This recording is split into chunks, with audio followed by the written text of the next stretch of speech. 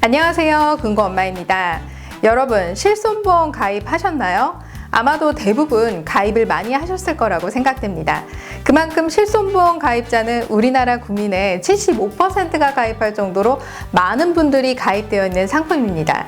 하지만 막상 실손보험을 가입하고도 보상 청구를 하게 되면 이걸 몰라서 손해를 보는 경우가 있는데요.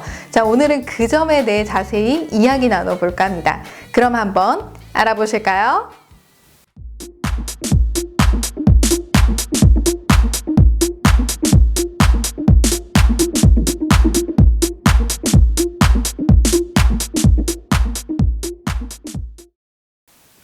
여러분, 혹시 병원에 입원했는데 보험사에 입원 치료비 보험금 청구를 했더니 조사에 제대로 응하지 않았다는 이유로 보험금 지급을 거부당하신 적 있으신가요? 또는 내가 들어간 실제 치료비는 많은데 생각보다 너무 적은 금액을 보상받아 부담이 되었던 적은 없으신가요? 사실 보험금 보상 범위 내에서 정상적으로 지급이 돼야 되는 건 사실이지만 이런 사례들이 적지 않다 보니 보험금을 청구하고도 내가 청구한 금액이 다 나올까? 마냥 불안하기만 하실 겁니다. 우리가 보험금 청구 금액이 적을 때는 잘 지급되니까 크게 걱정 안 하는데 예기치 못하게 병원비가 상당히 많이 들어가는 경우 있잖아요. 그리고 회복 속도가 빠르지 않다 보니까 지속적으로 또 반복적으로 보험금을 청구해야 하는데 보험사에서 지급이 빠르게 안 나오다 보면 걱정스럽기만 하실 겁니다. 자, 그럼 소비자들은 왜 그런 생각까지 하게 될까요? 자, 우리가 단순한 사고나 단순한 질병은 보험 보상 담당자가 바로 지급을 해주는데 그런 경우가 아니라면 대부분 보험회사는 손해사정사에게 조사 업무를 위탁해 더 자세히 들여다보고 보험사의 손을 많이 들어줬기 때문에 소비자들이 충분히 보상받지 못했다는 것입니다. 보험사에서 손해사정사가 필요한 경우에 소비자에게 문자나 전화로 조사 대상 내지는 현장 조사 대상 등으로 표현을 하면서요. 발병 원인과 치료 관계 확인을 위해 땡땡땡 손해사정을 통하여 연락드리도록 하겠습니다. 라고 문자를 발송하게 됩니다. 자, 그럼 소비자 입장에서는 보험금 안 나올까봐 벌컥 겁부터 나시잖아요. 치료비가 많이 나왔는데 이거 문자 보고 안 나오는 거 아니야? 라고 생각하실 수 있잖아요. 자, 그런데 여러분 이런 문자를 만약 받게 되었다면 걱정하실 필요 없습니다.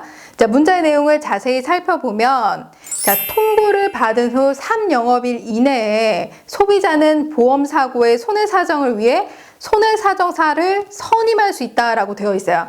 자, 그럼 무슨 뜻인가요? 네, 보험사의 편에 서서 손을 들어주는 손해사정인에게 보험 청구를 맡기는 것이 아니라 내가 직접 손해사정인을 선임해서 위탁할 수 있다는 것입니다. 자, 그러니까 손해사정사는 소비자의 편에 서서 일을 더 잘 처리해 줄 수 있겠죠? 만약 이런 내용이 있는 줄도 모르고 3영업일이 지나면 보험사에서 알아서 직접 손해사정인을 선임하게 되는 것입니다.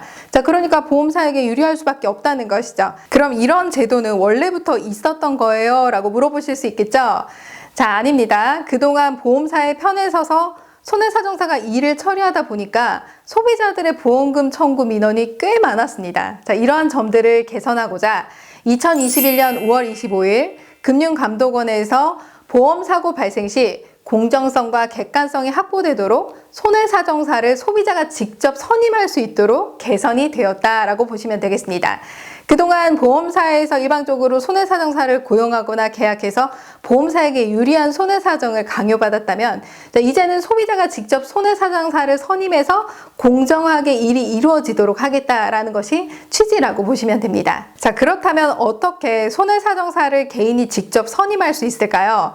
네이버나 구글에서 올바듬을 검색하여 여러분들의 이름과 연락처 상담 내용을 입력하면 100% 금융감독원에 공인 등록된 손해사정사 분들이 연락을 주십니다.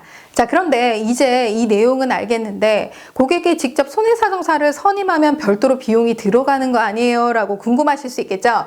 아닙니다. 전혀 비용이 발생하지 않고요. 이러한 보수는 전액 보험회사에서 지급하게 되는 것입니다.